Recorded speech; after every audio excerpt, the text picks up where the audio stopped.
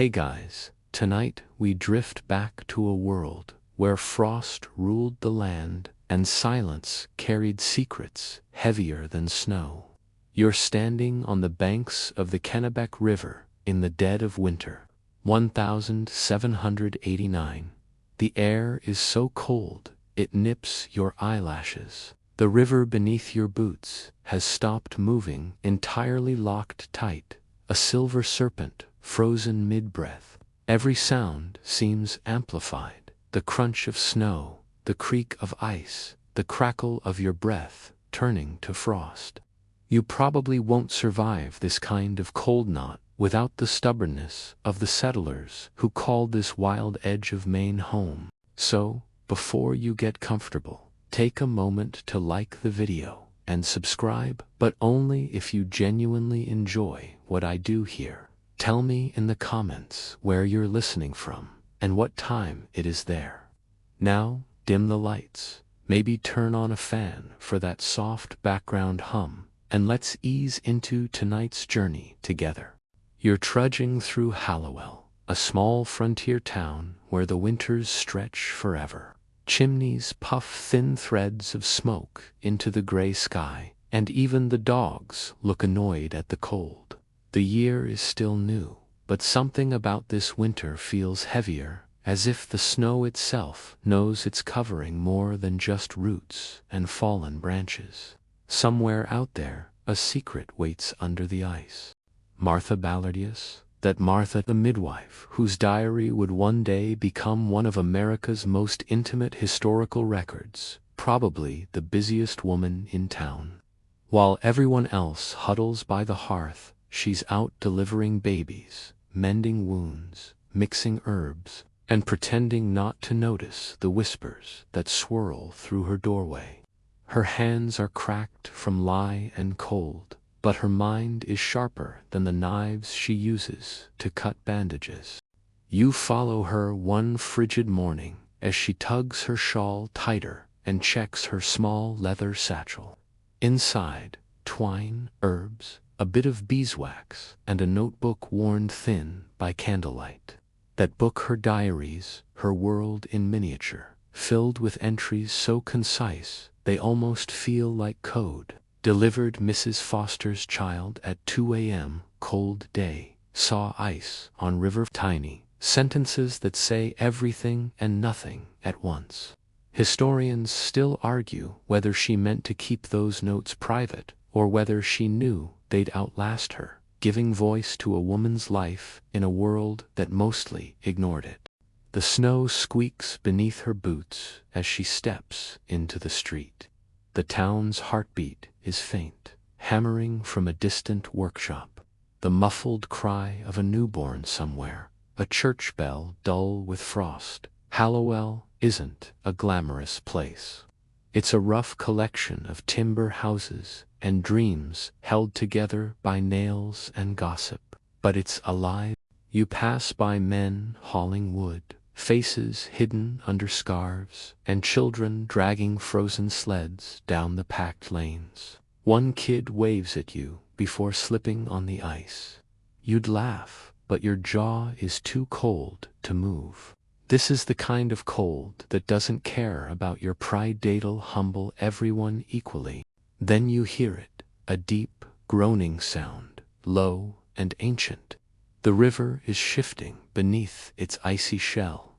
Locals always say the Kennebec talks during winter, that it has moods and memories. When it groans like that, you can almost believe it. They say that if you listen close enough, the river can tell you what it's hiding. Later that evening, Martha stops by a neighbor's house to check on a feverish child.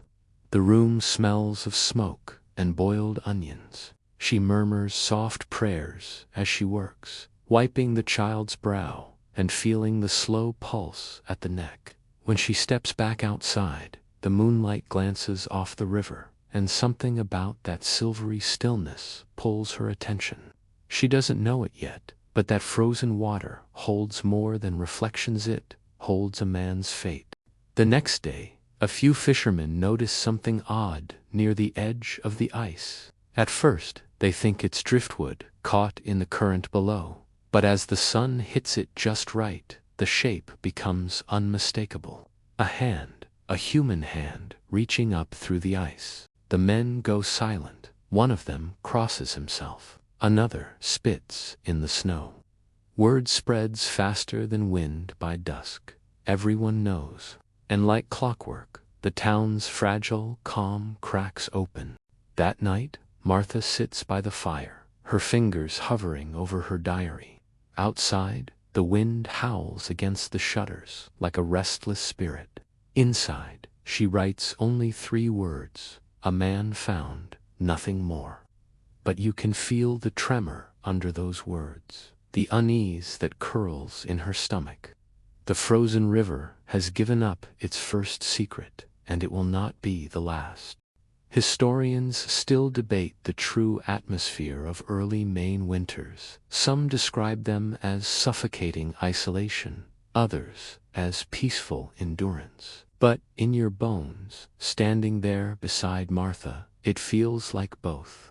The isolation presses in, yet so does the fierce will to survive. Every breath becomes a promise to make it through the night, to keep the fire burning, to not let the ice claim another soul. A faint scratching sound echoes from the window-just branches. Probably, but you can't shake the feeling that the town itself is listening. Every whispered prayer, every nervous laugh, every story told to chase away the darket, all gets absorbed by the ice, frozen, preserved, waiting. And as you drift toward sleep, you imagine that hand beneath the river, suspended mid-reach, as if trying to tell you something before the thaw. Martha Ballard doesn't get much sleep that night. Not because of the body, they'll deal with that in the morning, but because her bones ache with a familiar mix of exhaustion and worry. You can almost hear her shifting under her quilt, the faint creak of the rope bed frame, the quiet sigh that escapes into the cold air. Being a midwife means being everyone's emergency number, therapist, and doctor rolled into one minus the pay or thanks. By dawn, frost has crept across the inside of her window pane like lace. She lights a candle and begins her day the same way she always does, writing. Clear morning, called to Mrs. Page's. River, still frozen. Her quill scratches with steady rhythm, and though her entries seem sparse, every line carries more than ink. They're proof of her presence, her labor, her witness. Historians still argue whether Martha Ballard understood how radical her documentation was. Most women's lives, then, were swallowed by anonymity, but hers refused to vanish quietly. You follow her as she wraps herself against the cold again, pulling on her heavy cloak, her bonnet pulled low. Her husband, Ephraim, sits by the fire, nursing his rheumatism. "You'll catch your death out there," he mutters. Martha just smirks. "Wouldn't be the first time," she says, and steps into the dawn. That's joke number 1, dry humor, frontier style. Outside, the air bites hard. Smoke rises from chimneys in thin ribbons, and the snow gleams with cruel beauty. The gossip about the body has already turned the town's quiet into a chorus. Every doorway hums with theories. Some say it's a drifter. Others whisper darker things, a husband. Martha doesn't like speculation. She prefers evidence, which in her line of work comes in the form of the human body itself. Fever, bruising, pulse, breath. She's delivered hundreds of babies, tended dozens of fevers, and buried more neighbors than she'd care to count. She knows the way death feels in a room. It changes the air, makes the candles flicker differently. And now, death has risen right up from the river. By midday, the magistrate sends word. The coroner needs her to examine the body.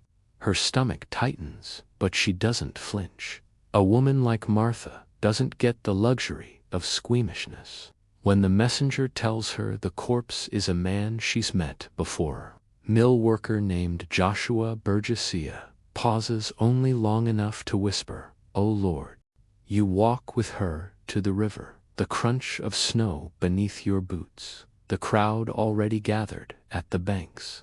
It's a grim spectacle, men with axes cutting through ice, women clutching shawls to their mouths, children craning to see what's been caught in winter's glass, and then, slowly, they lift him out a pale, stiff shape, face marred by frost and time.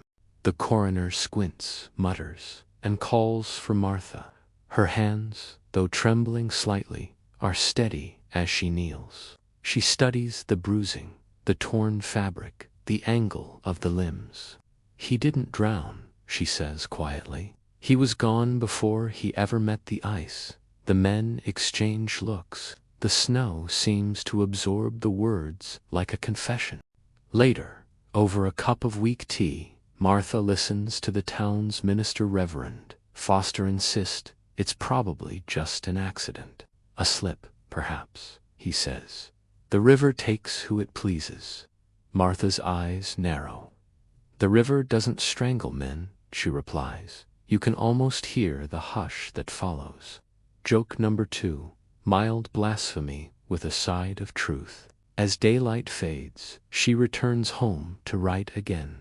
Mr. Burgess, found dead. Suspicious marks, called by coroner. That's all she writes. No commentary, no emotion. But between those clipped words, you can sense her unease. Historians still debate the deeper layers of her diary. Was it self-censorship or a kind of survival tactic? Some scholars think her brevity was armor, that she wrote plainly because plainness was the only safe language a woman could use in a man's world. Whatever the reason, her quiet defiance hums beneath every line. That evening, as she sits sewing by the hearth, a neighbor stops by with bread and rumors. They say he was seen with Rebecca Foster before he died. The woman whispers, the judge's wife. Martha's needle pauses mid-stitch. That's dangerous gossip, the kind that could tear a town apart. Adultery, scandal, and Class Hollowell's unofficial holy trinity. She forces a smile, thanks her neighbor, and changes the subject to the weather. Outside, the wind moans around the house like a restless ghost. The candlelight flickers, and for a moment you could swear the shadows on the wall move like people.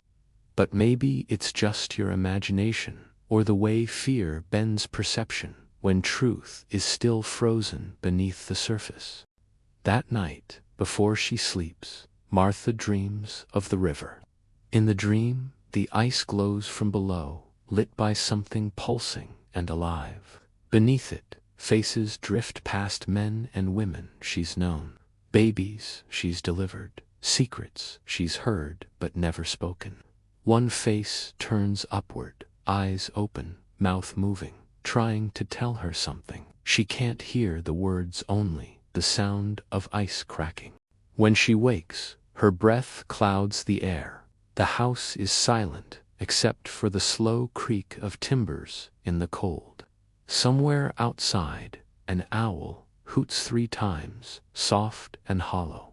The superstition says that means death lingers nearby. Martha doesn't believe in omens, but she lights another candle anyway. And that's joke number 3. Never admit you believe in signs. Just act like you don't while you check the locks twice. As you drift beside her into that uneasy dawn, the town feels smaller somehow, the air thicker. The river sleeps, but it's not done speaking. Neither, it seems, is Martha Ballard. The morning begins with a stillness so sharp it could slice through thought itself. You step outside with Martha Ballard, and the air feels alive, charged with something heavier than frost. The sky glows pale gold as the sun edges over the tree line, though it offers no warmth, just light enough to remind everyone what's frozen beneath it. The river lies there like a mirror, smooth, merciless, and hiding its sins well. You can feel her reluctance in every footstep. The gossip hasn't slowed, overnight it's multiplied. The frozen man, Joshua Burgess, is no longer just a corpse. He's a story, a warning, a scandal wrapped in ice. When she arrives, the crowd has thinned, but the whispers haven't. The coroner looks gray with fatigue and pride, eager to be important. "Mrs. Ballard," he says, "I'd value your thoughts again. You were first to notice the bruising." That sounds polite enough, but the tone carries that faint, condescending edge, the same one you hear in meetings when men say "young lady" just before explaining your own idea back to you. Martha says nothing. She kneels beside the makeshift table where the body rests, half-thawed now, the air thick with the metallic temps of old blood and cold air. She examines again, slow and clinical. There are deep marks around the neck, clear evidence of struggle. "Not drowning," she confirms softly. "He was strangled, then dumped." The coroner nods, but you can see him hesitate to write it down. "Best keep that quiet," he mutters. "We'll need proof before stirring the town." Martha bites her tongue, but her eyes flash. You can almost hear her inner monologue. Proof. The proof is lying right here. But women's observations, even ones made with unflinching precision, rarely count as evidence. That evening, Martha notes in her diary, "Mr. Burgess found murdered." The word itself, murdered, feels like a strike of lightning across the frozen calm. For a woman who usually writes in half sentences, it's practically a shout. Historians still argue whether that entry was her act of courage or recklessness. Maybe it was both. As you walk through the streets, you start noticing changes. Doors close faster when you pass. Conversations drop to whispers. Everyone seems to be rearranging their version of events, trying to find the one that protects them best. It's like the entire town is performing a play, but nobody remembers who wrote the script. You stop by the local tavern, the Swan and Anchor, to thaw your fingers and listen. Inside, the heat is thick and the ale sour, but gossip flows warmer than either. Two farmers at the bar trade rumors like cards. They say Burgess was meeting someone. One says, "A woman." The other leans in, grinning. "The judge's wife, you mean?" They both laugh, the sound brittle as cracked ice. You catch Martha's face tighten. She doesn't confirm or deny, she just listens. The more people talk, the more she learns, and she knows that truth, once frozen, must be coaxed out slowly. Later, she visits the Foster house, where the rumors focus Rebecca. Foster sits by a fire that doesn't seem to warm her. The judge's wife is pale, her eyes red-rimmed. When Martha enters, Rebecca's hands tremble over her embroidery. "You've heard," she says softly. Martha nods, sitting beside her. "I've heard many things," she answers. Rebecca hesitates. "He was kind," she whispers, referring to Burgess. "He listened." It's not a confession exactly, but it's close enough to draw suspicion. The tension between the two women, Crackles the midwife, and the magistrate's wife, both caught in a story written by men. The sound makes you think of fingernails tapping glass. "The river will thaw soon," Rebecca murmurs. Martha glances at her. When it does, she says, it might wash away more than ice. There's your first darkly comic moment, murder and weather, the 18th century cocktail of doom. That night, when she records her visits, Martha hesitates before writing Rebecca's name. She settles for initials, RF. Then, just to herself, she writes one more line. Something amiss. She doesn't elaborate, but that brevity speaks volumes. Historians still debate the relationship between Martha Ballard and Rebecca Foster. Were they friends bound by shared vulnerability or wary allies, separated by class? Some say Martha pitied Rebecca. Others think she saw her as reckless.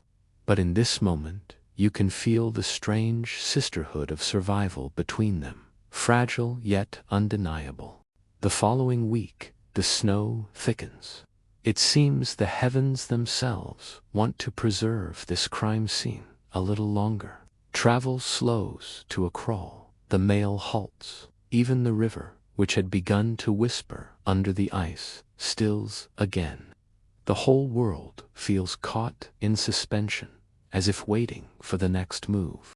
Martha spends her days tending to the living babies who cry with fierce life, mothers who curse through labor, old men who complain about the cold, but the dead man lingers at the edge of every thought.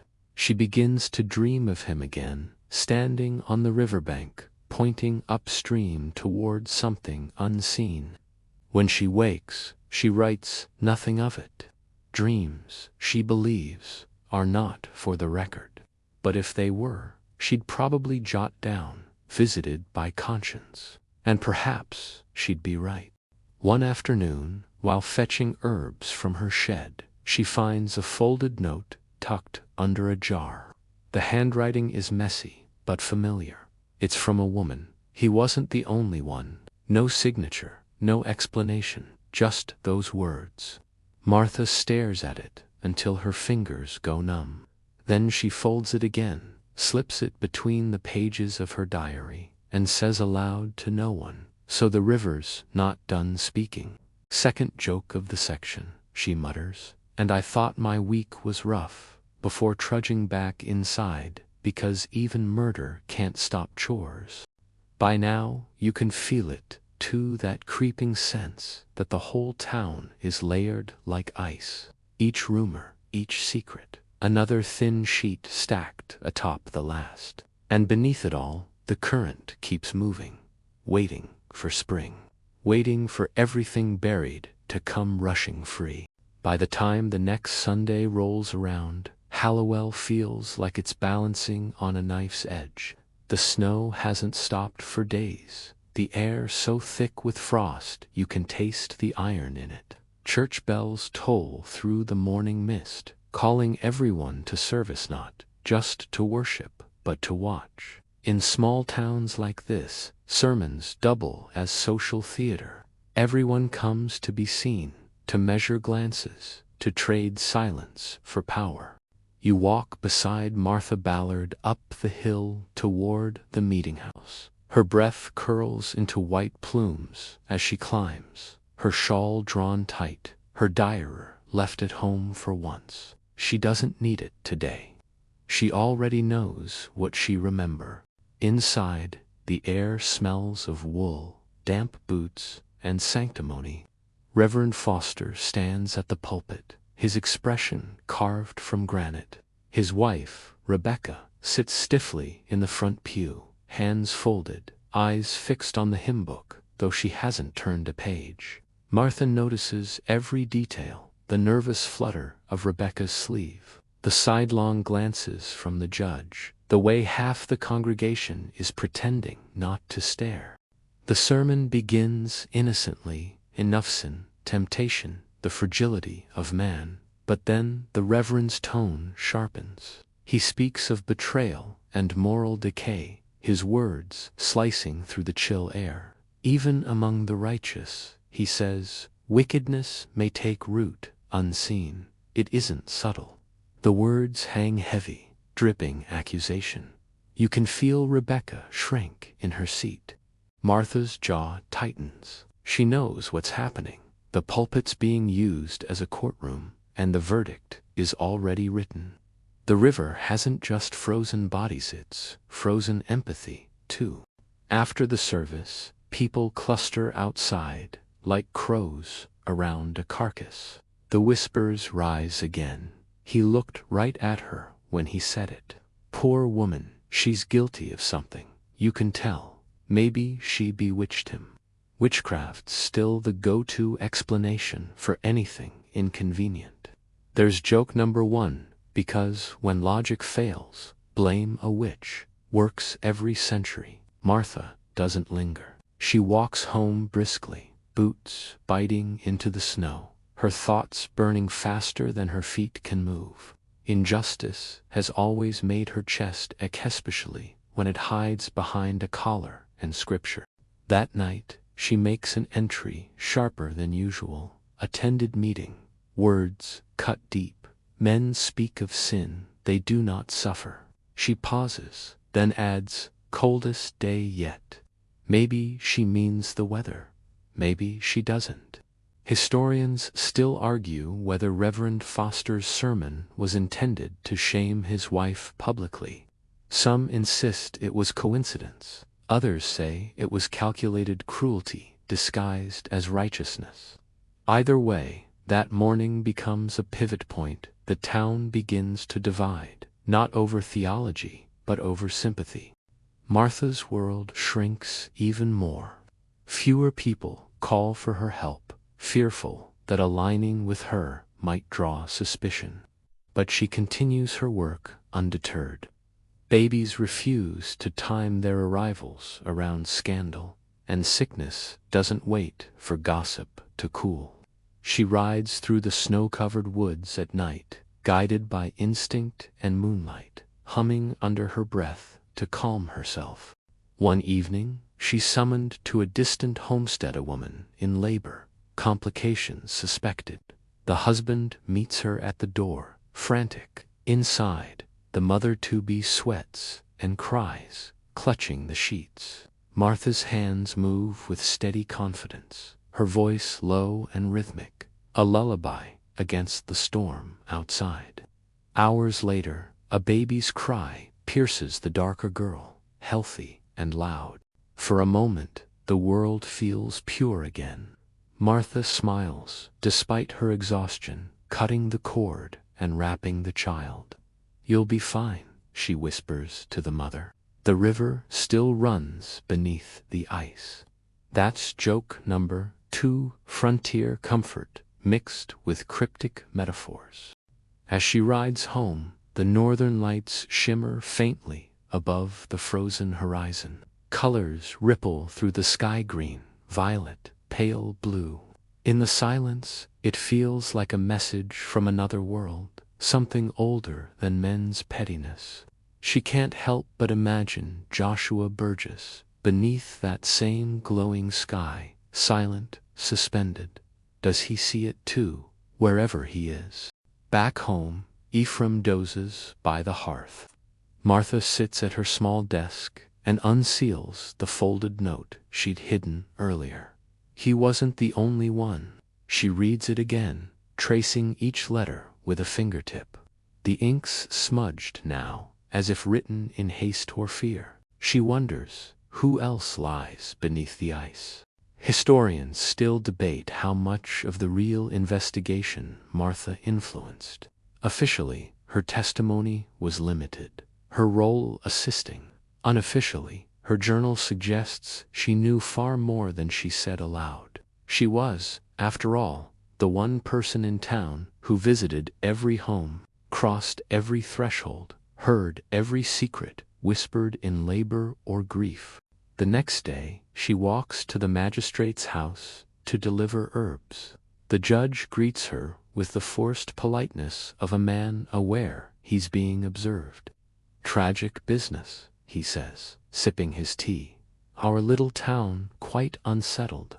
Martha nods, watching his hand tremble slightly as he sets the cup down. Yes, she says softly, and some hands are dirtier than others. There's joke number 3, light as snowfall, sharp as truth. When she leaves, she glances toward the study window.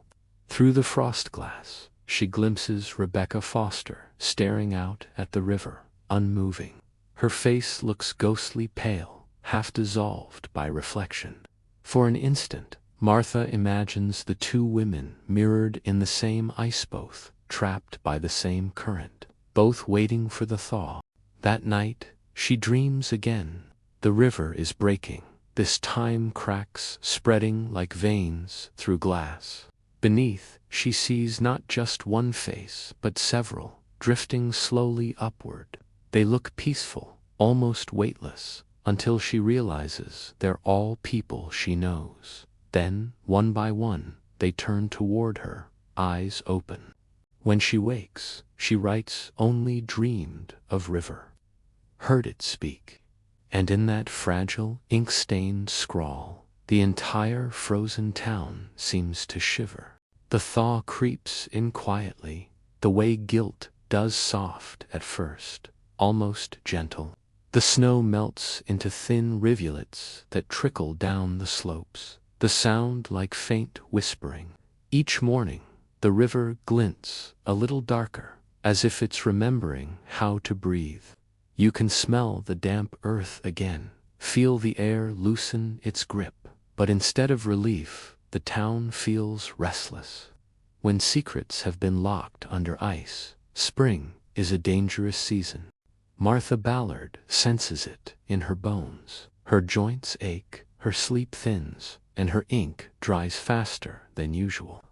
Her diary fills with shorter entries now, but each one feels heavier, pressed with invisible weight. River rising, she writes one morning. Town uneasy. She knows better than most that water doesn't just cleanse, it reveals. When ice breaks, it drags what's hidden into daylight. And sure enough, as the Kennebec begins to shift and sigh, new evidence surfaces.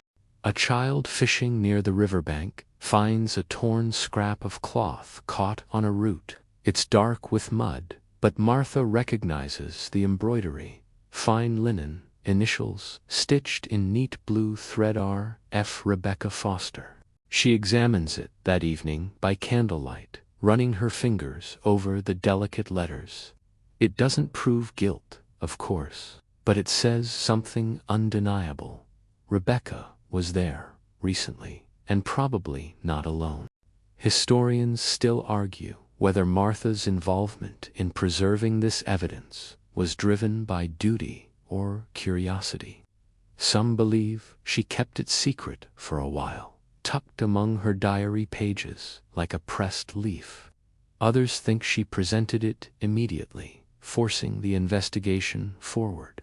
Whatever the truth, it's clear Martha understood the power of written things, how words and objects could outlive the living. She's called before the magistrate again, her shawl pulled close, her eyes calm. The judge sits stiffly, looking both weary and wary. The coroner reads from his notes, stumbling over the phrasing. When they ask for Martha's observations, she speaks clearly, her voice measured but unflinching. The man was strangled, his coat torn, marks consistent with struggle. And this cloth, she holds it up, steady as a sermon, was found near the site. The judge's jaw tightens. Around the room, men exchange glances, like chess players, deciding who'll make the next move. No one dares speak Rebecca's name outright, but it hangs in the air, heavier than smoke. Later that day, as she walks home through slush and puddles, Martha feels both vindicated and uneasy.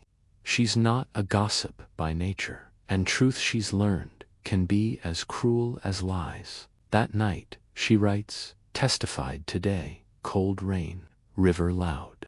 The simplicity reads like exhaustion, but you can feel the pulse beneath it. You sit with her at the table, while Ephraim snores softly by the fire. The candle burns low, throwing gold light over her hands. The diary lies open, its pages thin as skin. She touches the quill to ink, hesitates, and then adds one more line. I wonder who the river will take next. That's joke number one, a whisper of gallows humor, delivered with a weary smile. A few days later, Rebecca Foster sends word she wishes to speak privately. Martha rides through the drizzle, the world reduced to gray water and gray sky. At the house, Rebecca looks more fragile than ever. Her husband, the judge, is away on business, though everyone in town knows he's likely avoiding scandal by hiding behind legal duties. Rebecca offers tea with shaking hands. "They'll blame me," she says. "They already have." Her voice cracks, but they don't understand what he did. Martha waits. Silence is her greatest tool. People fill it with truth. Rebecca's eyes glisten. "He came to me, demanded things, promised protection if I complied." She trails off, her meaning clear. You can feel the air thicken with disgust. This wasn't romance, it was coercion under the guise of power. Historians still debate whether Rebecca Foster's testimony recorded later in partial court documents was fully truthful or carefully constructed. Some think she named Burgess to protect herself from worse consequences. Others believe every word she said. Martha, for her part, seems to have believed her enough. When Martha leaves the house, her stomach twists. The river roars louder now, swollen with meltwater, its voice restless and deep. She pauses on the bank, watching broken ice chunks drift past like bones. "You always keep the evidence," she murmurs, half to herself, half to the current. Joke number 2: dark humor for an audience of one. At home, she records little. Her diary from these weeks reads like code. Mrs. F. unwell, road to court, men restless. But in those fragments, you can sense the pressure building the town, the trial, the moral fault line about to crack. One night, as she sits alone, she flips back through her older entries, years of births, deaths, storms, and simple days. She's written so much, yet the ink seems to whisper more than she ever dared to say. The diary is both her refuge and her rebellion. In a world where women's voices are ignored, she's built an archive of defiance, one line at a time.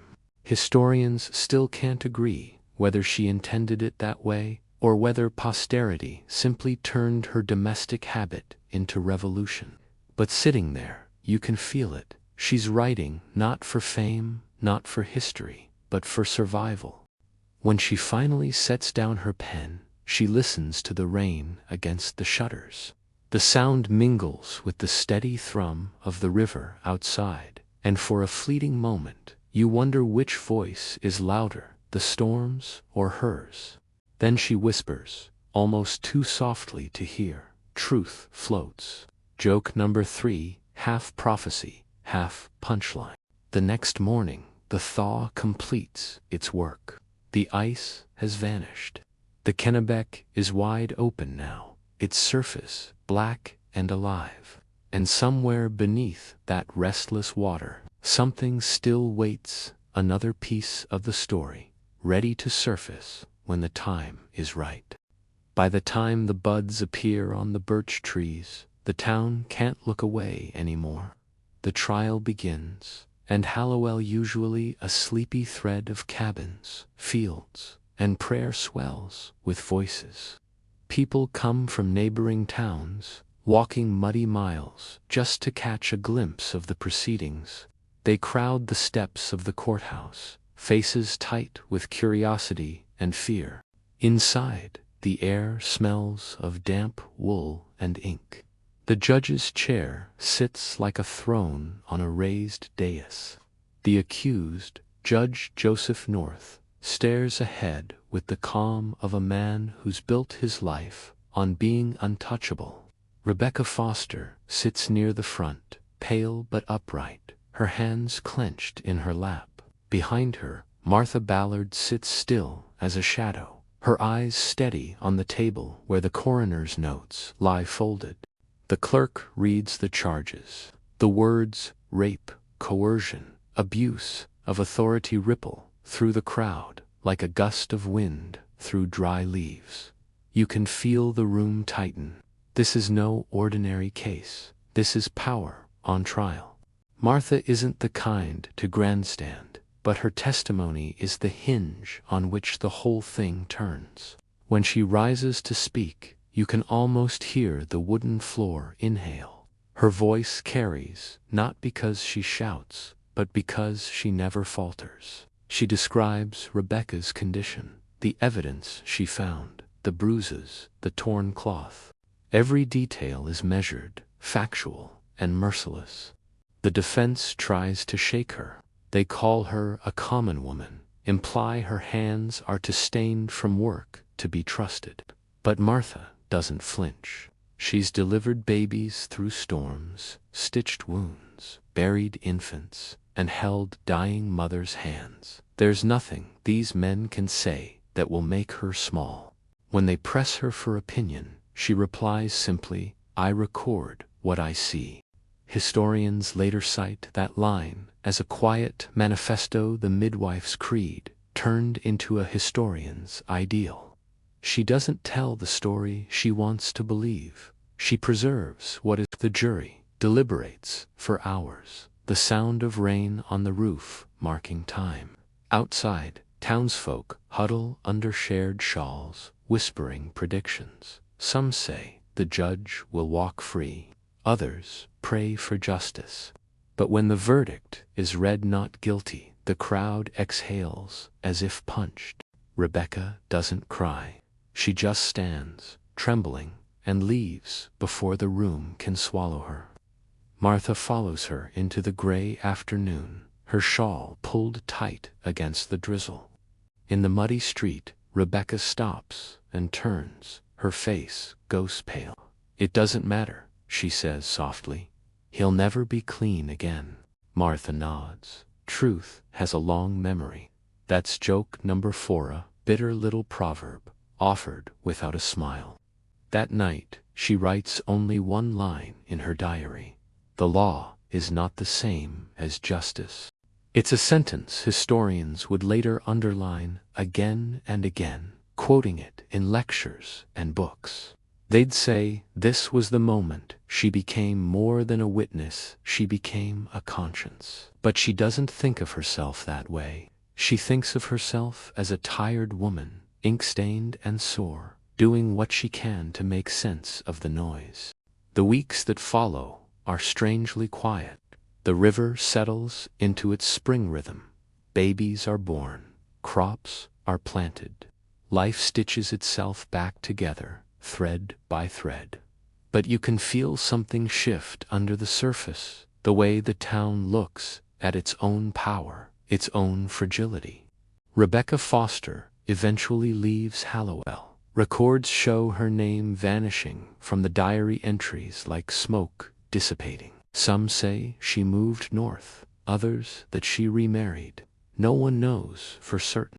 As for Judge North, his reputation never fully recovers. He continues to serve, but whispers follow him like an echo. Martha notes his presence in her diary, only twice more dry mentions, stripped of emotion. Mr. N rode past. She writes once, and another time, heard Mr. N ill. No judgment, just record. It's what she does best, bearing witness without surrendering to vengeance. By midsummer, the town turns its focus to harvests and marriages. Children chase fireflies through the dusk. The scandal becomes a story to tell in low voices, the kind that start with, "You remember when," but in her diary, Martha doesn't let it fade completely. Every so often, a phrase appears that seems to reference it sideways. Men forget quickly. Justice uneven. Truth still waits. You can almost see her smirk as she writes that last one. That's joke number 5, dry as chalk dust, but sharp enough to sting.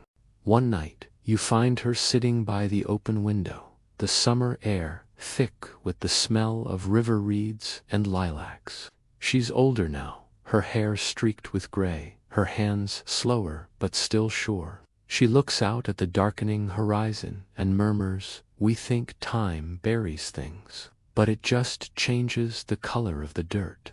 Joke number 6, sequel parts, wisdom and weariness. Her quill scratches on the page. You can see the words forming, the lines short and sparse, like breaths between thoughts. She's not writing for the courts, or for her children, or even for God. She's writing because the act itself feels like resistance, the quiet, relentless insistence that truth deserves to be recorded, even if no one listens. She dips her pen again, adds one more line. The river runs on. And it does, always moving, always carrying what people wish to forget. Outside, the crickets begin their nightly chorus. Inside, the candle burns low. The diary closes with a faint snap, like a heartbeat fading into the dark. Tomorrow, she rise before dawn, as always, to deliver another child, mend another wound, and add another line to the living record of her town. And though she doesn't know it, 2 centuries later, her words will outlast them all. Spring in Maine is an exercise in patience. You wait for the mud to firm up, for the roads to stop swallowing cartwheels, for the river to remember how to move again. By the time the Kennebec starts whispering under its crust of ice, the gossip has grown quiet, but not gone. It lingers, like a draft through a cracked window. Everyone feels it, but no one wants to admit it's there. Martha Ballard moves through the thaw, as she always does, methodically, with her basket, her herbs, her steady step. She delivers a baby one morning, stitches a wound the next. But everywhere she goes, people stop talking when she enters the room. Some nod respectfully, others look away. You can tell she's become something of a symbol, though she never asked to be one. And then the summons arrives again. Not for a delivery this time, but for another hearing. The case has shifted shape. The legal dust hasn't settled. New evidence, they whisper. New testimony. You feel it too, that electric tension that comes when a town is about to face itself all over again. The courtroom feels smaller now, though the same faces fill it. Martha takes her place near the front notebook on her lap. She's been here before, seen justice rise and crumble, but she comes anyway, because showing up, she thinks, is half the fight. Historians still argue whether this second hearing was a formality or an act of defiance by those who couldn't stomach the earlier verdict. Some records hint that the townspeople themselves pushed for it, restless under the shadow of doubt. Others say it was the governor's office trying to tidy its conscience. The truth, like so much of history, melts at the edges. Martha watches as witnesses speak again. Some falter, some change their stories.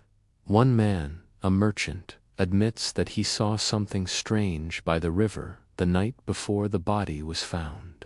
But now he can't remember whether it was the right night. It was cold, he says, lamely, shrugging. All the nights were the same. You almost laugh. Joke number 7.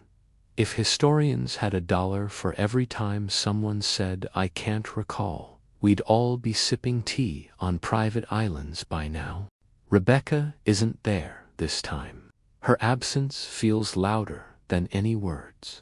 But her story lingers in the air, fragile, unburied, inconvenient. Martha feels it sitting beside her like a ghost. When she's called again, she doesn't bring fire or outrage. She brings her diary, the same book where she's recorded births, deaths, weather, debts, and deliveries. She lays it open on the table, and for a moment, the room forgets to breathe. Her handwriting neat small, relentless sprawls across the pages, day after day, life after life. It's not art, not rhetoric, not meant for anyone's eyes but her own. And yet, here it is, a chronicle of truth, too stubborn to die. She reads a few lines aloud, her voice steady. The entries are plain, factual. Visited Rebecca Foster, she says. Delivered her child. Attended her distress. Examined injury consistent with violence. No embellishment, no sermon, just record. It's devastating in its simplicity. The defense tries to twist her calmness into uncertainty. So you believe she was harmed, they ask. Martha closes her diary, her eyes tired but sharp. I don't deal in belief, she replies. I deal in evidence. You almost applaud. Joke number 8, lightly sarcastic, but respectful. The hearing drags on for hours. The crowd thins as daylight fades, and by the time the judge calls adjournment, everyone feels that strange emptiness that comes when truth collides with power and leaves both cracked. No one knows it then, but this trial will ripple outward for decades. Future scholars will pore over the diary entries, cross-reference the names, argue about context. They'll debate whether Martha Ballard's record-keeping was the birth of early forensic thinking, or simply a stubborn woman refusing to be silenced. Some will say she was a proto-feminist before the term existed. Others will say she was merely practical. Martha, if she could hear them, would probably just shake her head and mutter, I had bread to bake. Joke number 9. When she returns home that night, the sky is streaked with the last of the sunset. Her husband, Ephraim, is by the hearth, mending a net. He's been distant lately.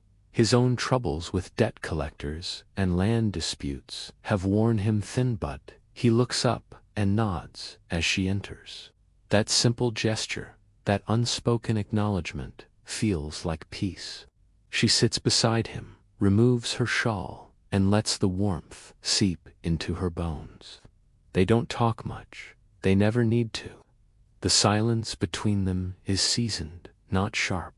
After supper, she writes, not about the trial, not directly. Instead, she notes, weather fair, attended Mrs. Savage's confinement. One son delivered healthy, Mr. Foster's matter unresolved. That last phrase, matter unresolved, is history's favorite riddle. It captures the very heart of the frozen river, how some things are never fully proven, only lived through. Outside, the river murmurs again, thawed now, alive. It carries silt and secrets in equal measure. Before bed, Martha pauses by the window. The moonlight glances off the rippling current, and she whispers, almost to herself, the ice always breaks, sooner or later. You feel it tooth a slow thaw of courage, the quiet persistence of someone who knows that justice, like spring, always returns, even if it takes its time.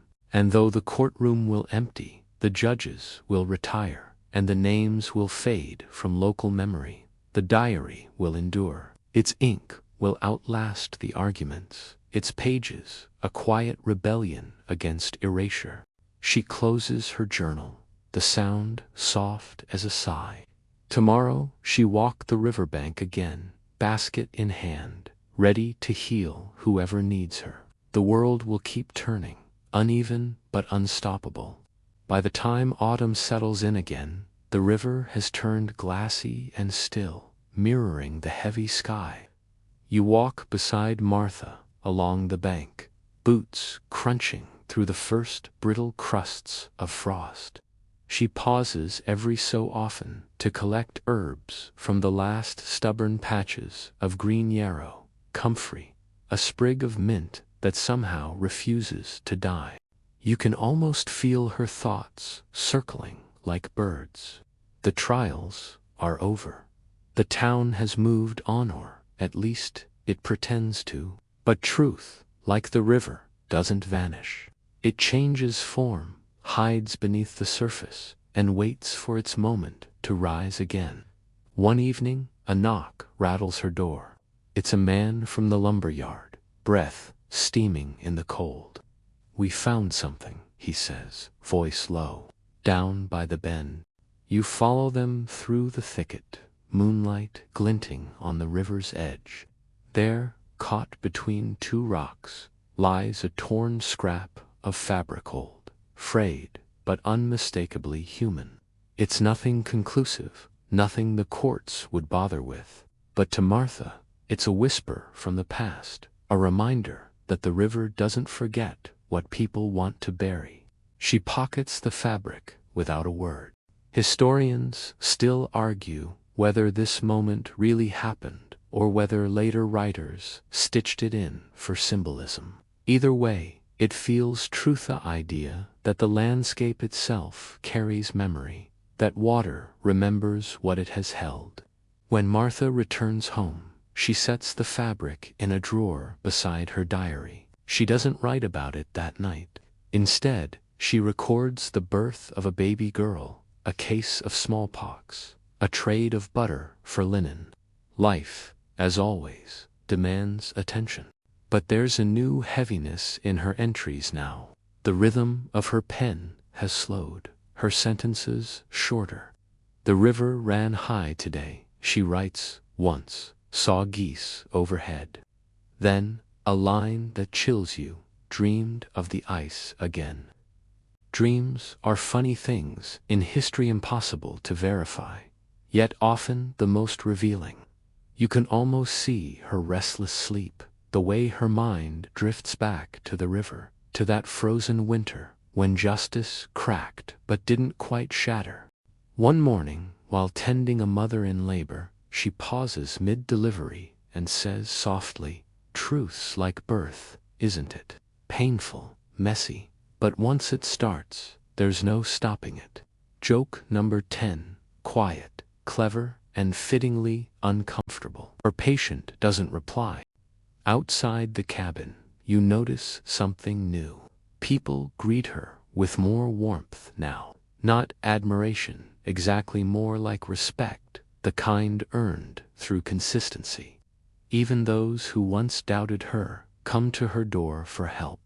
When their children burn with fever or their wives labor through the night, they trust the woman who writes everything down. There's power in that, a kind of moral gravity that pulls quietly, relentlessly. Historians like to point out that Martha's diary eventually spanned nearly 3 decades, over 10,000 entries covering births, deaths, weather, trade, and community drama. It's not grand history, it's ground-level truth. And that, in many ways, is rarer than any battle chronicle or political speech. Sometimes, as she writes, she looks at her ink-stained fingers and laughs. "Who'd think these old hands would outlast the judge's name?" she murmurs. Joke number 11, biting and deserved. Her laughter fades into the hum of the hearth. She writes another line. Mr. North's illness worsens. That's all she says. No gloating, no sermon, just observation. But you can sense the unspoken thought beneath it. That nature, in its quiet persistence, delivers balance where courts fail. The leaves fall, snow returns, and one day the river freezes again.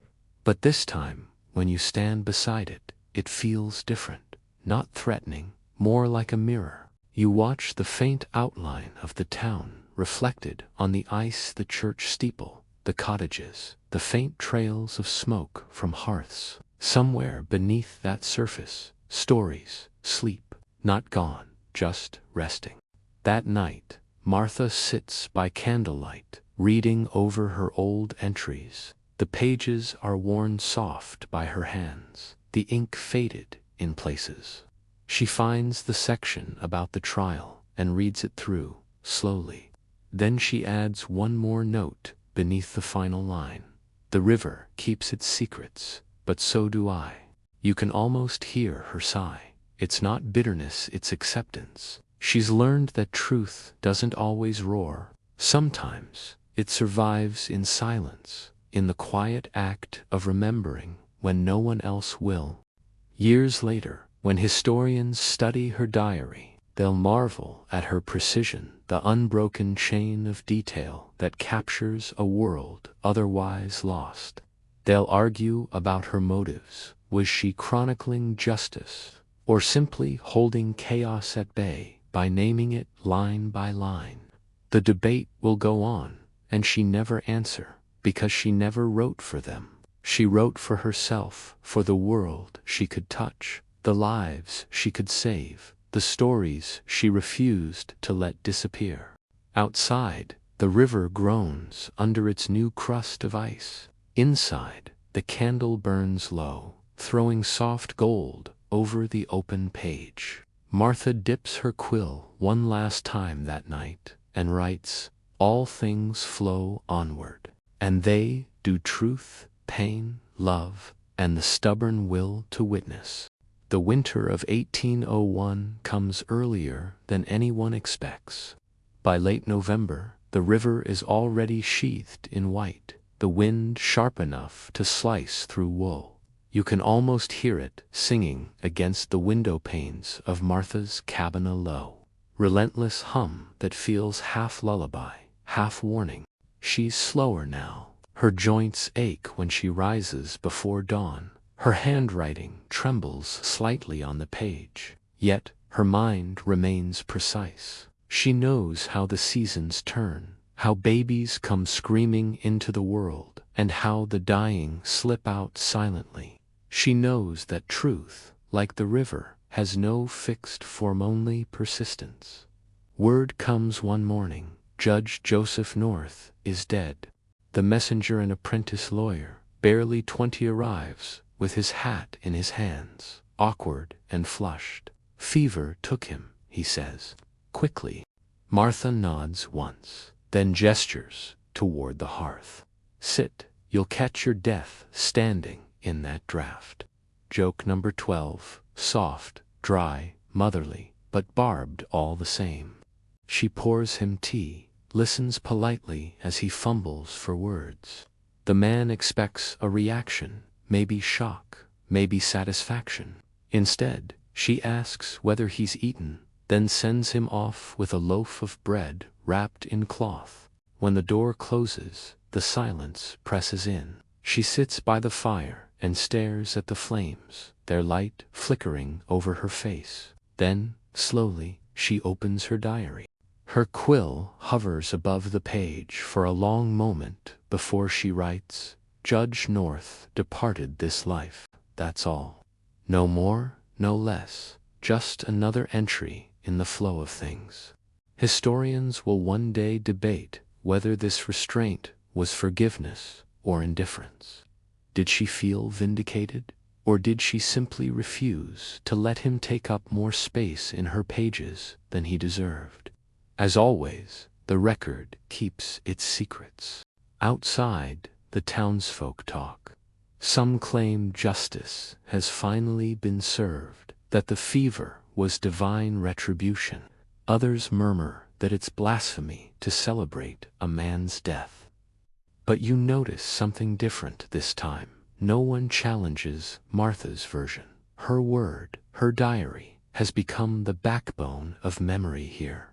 When people argue about events, they quote her notes. There's irony in that woman, once dismissed as just a midwife, now serves as the town's unofficial historian. It's conscience, on paper. She still delivers babies, though fewer now. Her hands tremble slightly when she ties umbilical cords, and her knees protest when she kneels. Yet her presence calms people. She's lived through floods, fevers, scandals, and loss. She's proof that survival itself is a kind of testimony. One afternoon, she's called to the riverside, another body, they think. But when she arrives, it's only a half-frozen deer caught in a snarl of branches. The men pull it free, muttering about omens.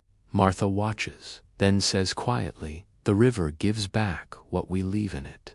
Joke number 13, half a proverb, half an accusation. Later that night, she writes, "River high again, strange light on the water, remembered old matters." The phrasing feels deliberate, vague, to the point of poetry. Maybe she's protecting herself, or maybe she's letting time blur the sharp edges. Either way, the words hum with unfinished business. The next morning, her daughter Dolly helps her sort old papers. They find the scrap of clotho, one from years before, still folded neatly. Dolly asks what it is. Martha hesitates, then tucks it back into the drawer. "Something the river lent me," she says. Joke number 14, gentle, enigmatic, but you can feel the chill under it. By now, the town has changed. New families, new names. The Revolution's heroes are growing old, their children running the mills. But when someone dies, they still call for Martha Ballard if they can. Not for her healing anymore, just for her presence. For the way she makes endings feel orderly. One night, she sits by the window and writes by lamplight. The snow outside glows blue under the moon. She adds a new line to her diary. Truth endures longer than ice. You can feel her smile faintly as she writes it, though no one will ever read that expression. Historians later call this her final philosophical turn the point, where she begins writing less about events and more about essence. The diary becomes meditation. Fewer births, fewer illnesses, more reflections, time, faith, forgiveness. And perhaps the most remarkable part, she doesn't sound bitter, not once. She's witnessed injustice, hypocrisy, loosened, still her pages hum with patience. Maybe she knows something we don't, that truth doesn't always need to win loudly. Sometimes it just needs to remain. Years pass, the ice breaks and reforms. The river carries away branches, silt, memories. Eventually, even her entries slow to a trickle. Her last note before her hand finally rests forever is a simple one. Fair weather, roads muddy, felt tired. 3 unremarkable phrases to close a monumental life. When the historians finally find her diary, they'll recognize its power. Not in drama or rhetoric, but in precision. Each line an act of faith in observation. Each word a refusal to let time rewrite the past. And the river outside, still running, still whispering, seems to echo her message endlessly. Nothing is ever truly lost if someone has written it down.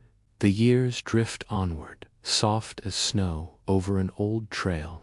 By 1812, the war drums to the south sound faint here in Maine, a distant rumble beyond the edge of the forest.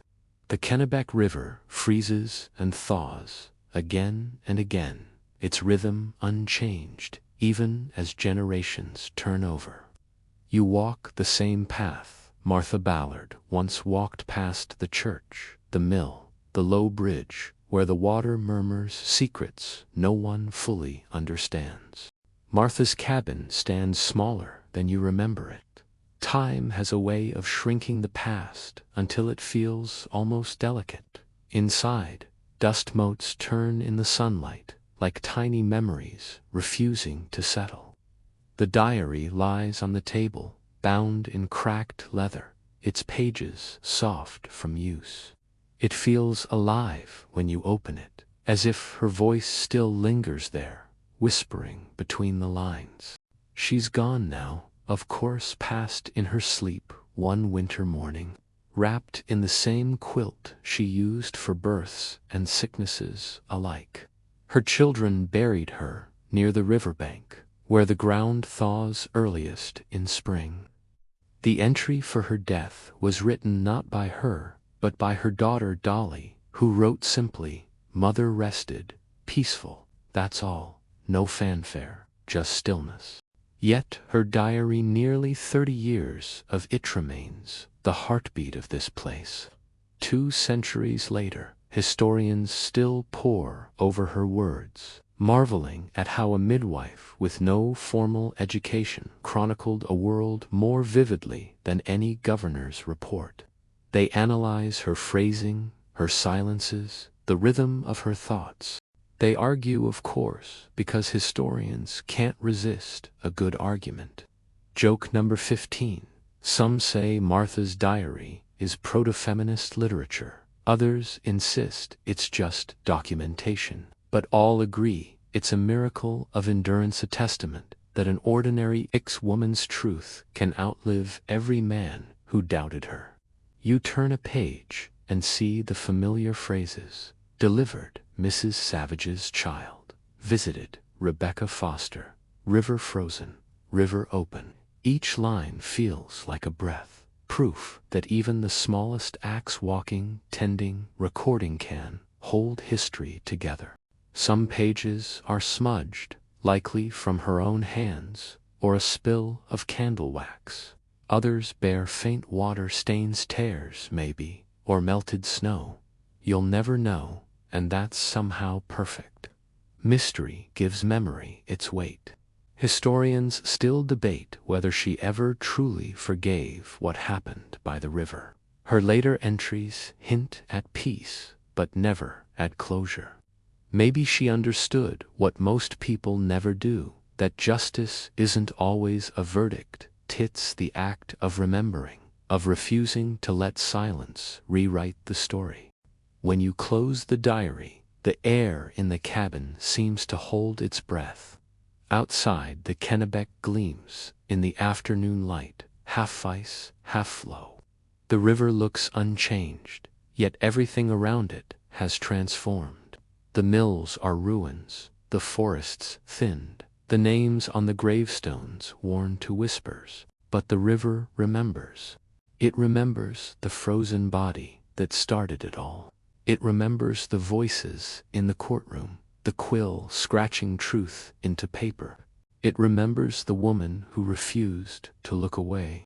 And maybe, as the current carries on, it remembers you, to the listener tracing her path, feeling the chill of that winter centuries later, learning what she already knew, that history isn't distant, it's alive, and it flows through you. You stand a while longer by the bank, your breath mingling with the cold air. Somewhere far off, an owl calls. The sound bends across the water, soft and low, like a benediction. You think of Martha's last recorded line, simple, ordinary, and somehow eternal, fair weather. You can almost hear her say it now, her voice calm and sure, reminding you that even in the harshest seasons, light returns, ice melts, the river flows, and truth, quiet, steady, unfreezably always, finds its way forward. And now, as the sound of the river fades into the hush of your own room, you can let your breathing slow. The candle in your mind flickers lower, its light warm against the dark. You've walked through snow and silence tonight, through loss and endurance, through a woman's unbroken will to write what was real. You can almost feel the parchment under your fingertips, the pulse of ink dried centuries ago, still carrying her heartbeat. Martha Ballard's world was small, yet her courage was vast. She didn't shout, she didn't fight with swords or banners. She simply kept writing, one quiet truth at a time. And maybe that's the gentlest kind of rebellion, to remember, to record, to refuse to forget. Take one last breath of the cold air off that frozen river. Hear the creak of the ice, the soft lapping beneath, then let it fade. The story doesn't end, just flows onward, quieter now, into the background of your own heartbeat. As you drift toward sleep, imagine the snow falling again over Manda, same hush, the same slow thaw, the same river moving, patient as memory itself. Because somewhere, even now, truth is still writing itself across pages, across hearts, across time. So close your eyes, rest in the rhythm of the current. Let it carry you, gently forward. Sweet dreams.